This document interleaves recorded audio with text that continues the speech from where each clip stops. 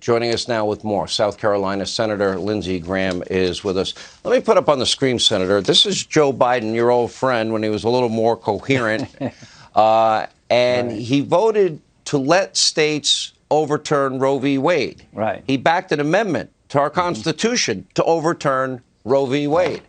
You compare that to what I mentioned earlier, what I played earlier, Governor Northam and some of these states that allow abortion even up until the moment of birth, which by any scientific definition would be murder. By any scientific conclusion, if we're following science, that child is viable and can live alone outside the womb. How did they get that extreme?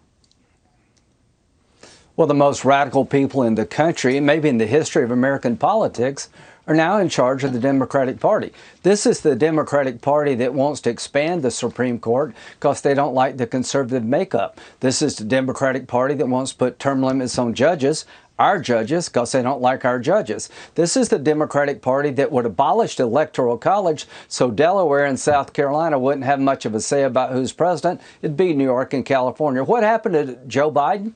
He got hijacked by the most radical people in the country. He's captive to their interests. What happened to the court today was the saddest chapter in the history of the United States Supreme Court. This was despicable, it's dangerous, and it was dumb. To the person who did this, if it's a conservative, you're a traitor to the cause. If it's a liberal, you're the dumbest person in Washington, because it's not going to change the midterms. You're not going to scare any conservative judge away from repealing Roe v. Wade, and it should be repealed. It should go back to the states. And you're adding a narrative to a storyline that you want to win, and you don't give a damn about how you win. You want to keep the seat open if you have to destroy Kavanaugh. You want to change the makeup of the court to make sure it bends to your will. You want open borders to change the nature of America. You want to abolish the Electoral College. You want to make D.C. a state to make you more powerful. To those who want to gain power through destroying institutions, you're going to get rejected at the ballot box. Do you believe it's likely that this was done to try to intimidate the justices? Do you believe maybe a combination of intimidate them and advance the narrative again to go back to this idea of packing the court? Well, the most likely scenario is that the people who want to change institutions to get their way did this. The same people who want to expand the court because it's conservative.